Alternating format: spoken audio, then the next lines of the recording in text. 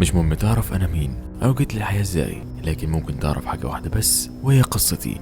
انا عندي قدرة مش مهم اسمها ايه حاليا. القدرة ديت بتخليني اقدر اتكلم او اتواصل مع كائنات وشياطين او اتحكم فيهم بمعنى اصح، وكان قليل لو حاولت استعملها بسبب الاجهاد العصبي اللي كان بيحصل ليا والكوابيس والهمسات والكلام اللي كان بيتردد في دماغي. وعموما انا ممكن تقول عليا دجال او ساحر، لكن انا اتولدت بحاجه مميزه فيا، وكنت بعمل مهام لناس وباخد عليها مبالغ كويسه، وما كنتش مهتم بالتفاصيل، مجرد باخد الامر وبنفذه. ودي كانت بدايه رحلتي. لكن اصبر واحكي لك كل حاجه.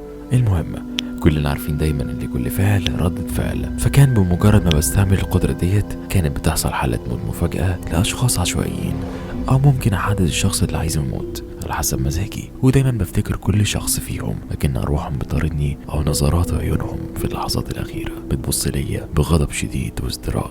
صح، نسيت احكي لك تفاصيل اكتر عني، معلش سامح العشوائيه بتاعتي في الكلام. انا كنت عايش في بيت صغير في الحجم بالنسبه لباقي البيوت اللي كانت حواليه. المهم ده مش موضوعنا، لكن ممكن احكي لك شويه عني لحد ما تعرف باقي القصه اللي اقول لك كل شويه جزء منها.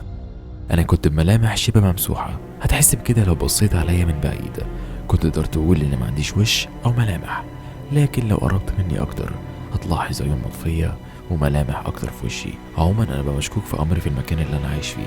وفي يوم هادي كنت مشغل التلفزيون الصغير بتاعي، لقيت اسمي مكتوب في نشرات الاخبار، وفي بلاغات ضدي، وان اتشهرت نسبيا باسمي اللي اتنسى بمرور الوقت، واتمنى انه يفضل منسي، عشان كده مش هقوله لك. المهم انا لقيت كل الاحداث دي عماله تحصل فيا، توترت وهربت. نقلت البيت قديم في منطقه ريفيه منعزله عن باقي المدينه. سكان المنطقه ديت كانوا فلاحين، وانا فضلت حابس نفسي وعايش في دوامه من تأنيب الضمير والهلاوس. انا ما كنتش حاسس بالوقت ولا عارف انا كنت بعمل ايه المده دي كلها. اظن عدى 3 سنين من الحدث اللي خلاني اخرج من الدوامه ديت. اظن اني كنت شبه الاشخاص المختلين في الفتره ديت. فكان في بنت جميله كانت مش شبه سكان المنطقه دي، وكانت حامل. كانت يعتبر الشخص الوحيد اللي ما كانش بيبص ليها بازدراء او سخط، وانا فاكر نظرتها كويس. نظرتها بدأت تلفت انتباهي، وفي يوم حاولت تتواصل معايا فيه او تقرب مني عشان تعرف قصتي او تعرف ايه اللي خلاني اوصل للحاله ديت. مجرد ما حاولت تقرب مني انا خنقتها وشددها لأقرب حظيره، وشقيت بطنها منجل كنت مجهزه، وقطعت راس الطفل اللي كان في بطنها. من هنا بدأت ارجع وافتكر انا مين،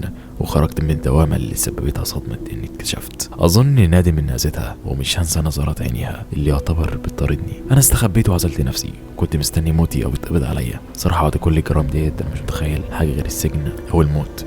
لحد في يوم كان الهوا شديد، كنت ساند ظهري في زاويه من زوايا البيت، لقيت خيال لشخص انا ما قدرتش احدد شكله. كنت فاكرها هلاوس من اللي بتجيلي، فطنشت ونمت في مكاني. صحيت على صوت حوافر بتحك في ارض البيت.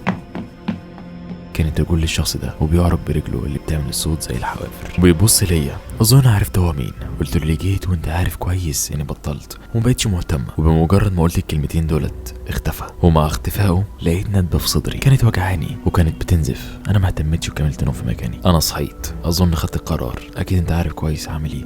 انا هموت، وانا عموما اسمي ما اظنش الباقي يكون مهم تعرفه، وفي حاجات مش مفهومه.